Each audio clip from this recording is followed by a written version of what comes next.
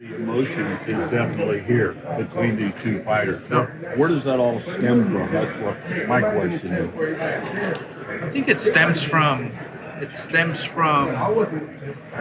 Ryan Garcia's loss, how he's going to react against a power puncher, because Ryan Garcia just got knocked out by a power puncher, and now he's facing a power puncher. So people are curious how he's going to react, how he's going to step up against a guy who's never been dropped, a guy who has a hell of a chin. So yeah, it's a very interesting fight. Oscar, you have ties to Houston way back. You were one of the first investors in the Dynamo. Sure. Now they're Western Conference Finals. Do you follow them? Absolutely. I will follow them till the end. Look, I was actually one of the first investors in the group, and yeah, I always wish them all the best. They're in great hands. I see they're doing very well. I'm a huge fan, so yeah, I wish them all the best. I think they can go all the way to the top, and this is just the beginning. So I had the investment. Excuse me, for a very long time, and just like any other businessman, you once you hold on to investments for so long, you have to release them and make your profit. So, but one thing for me is that the team is very dear to my heart. They're winners. They're in the town where they believe, they breathe, they love soccer. So yeah, it's exciting to see them in the Western Conference Finals. I remember when you became involved that also you got ties to Houston, you spent more time here, and then you realized what fertile ground this was to promote boxing. Absolutely. I mean, I remember promoting Baby Bull against Raul Marquez. I remember promoting some very, very great fights here in Houston. So we know the foundation is here. There's a great fan base, and that's why we're here. Oscar, Las palabras de Ryan Garcia que le interrumpen, las palabras de Ryan Garcia, que la verdad pues insulta a la prensa. no me sorprende para nada. No me sorprende para nada porque él tiene una mentalidad de niño. ¿Y qué pasa cuando le quitas un juguete a un niño? Empieza a llorar.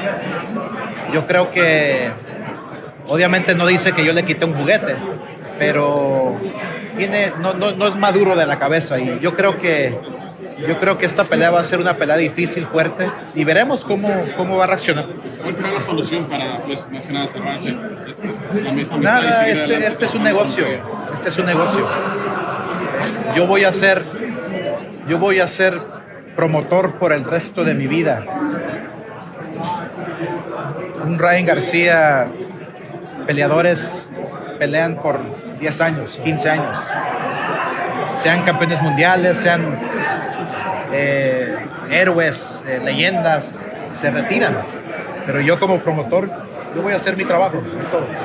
Hablando de peleas grandes, hay un día mandatorio para que no haga. Hay que ver que estamos cenando con David Benavides. ¿Cuál será la pelea ideal, digamos, como para la fusión, la mejor pelea entre...? Pues veremos porque Jaime Munguía quiere pelear y va a pelear con los mejores del mundo, ¿ok? Ya es tiempo, ya está listo. Yo creo que Jaime Munguía contra Benavides sería bueno, contra Canelo. Jaime Munguía ahorita está en una posición en donde él puede elegir con quién va a pelear, porque está joven y está madurando, está creciendo como peleador. Y nada, yo creo que el 5 de mayo, y yo siempre lo he dicho, una pelea entre dos mexicanos campeones no la hemos visto en mucho tiempo. Yo me recuerdo los tiempos de Julio César Chávez con Azabache Martínez, dos mexicanos, pelea pero un peleón, ¿verdad? Así que es lo que quiero ver. Oscar. Y veremos a ver qué pasa. Muy bien, sí, muy bien. La familia, la verdad que es una familia muy agradable. Me quiere mucho como héroe, como leyenda, me respeta mucho, así que yo no le doy muchos consejos a él, y así que la verdad que es un placer. Oscar, I know the press conference here, Ryan Garcia, his fight for Saturday, but the whole focus really wasn't more geared towards Oscar Duarte. No, just it's been Ryan has been a little bit bothered about what Bernard said. You know, the fans have been saying this could have probably stayed a little bit more. Had a meeting personally, between y'all. Do you look forward maybe after the fight with Ryan's performance, maybe setting up a meeting and just his men sitting down and just erasing all of this, per se? Well, if you take a look at the interview that Bernard gave in the Rocha press conference, which was about 2 months ago, Bernard stated that if it was him as a legend, as a fighter, as a legendary hero, this is what he would do. He didn't say, well, this is what Ryan should do. So when you're dealing with kids, it's really hard to get across that message. And then you have Ryan saying this and that. So it's all BS. It's fight week. Do you think that's going to take away the focus away from this fight on Saturday? Because we were talking to you on the first when this fight was going to take place. Oscar Huerta's not just any fighter. He's a hard fighter. He's coming. He has nothing to lose, everything to gain. Ryan has everything to learn. It's a great fight. Yeah, we're looking forward to it. It's a great fight, and no, it doesn't take any focus away. I think Ryan and Oscar are carrying the whole promotion. So we're moving forward, fortunate. Yeah. the Shakur fight or the Teofimo fight. I know that's something that you're really interested for, to do it in the Sphere, possibly in February.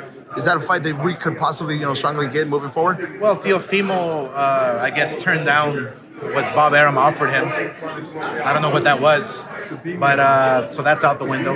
Ryan Garcia, if he wins, that's a big if. We'll see. We'll go back to the drawing board and get the big world title fights, because Ryan Garcia hasn't won a world title.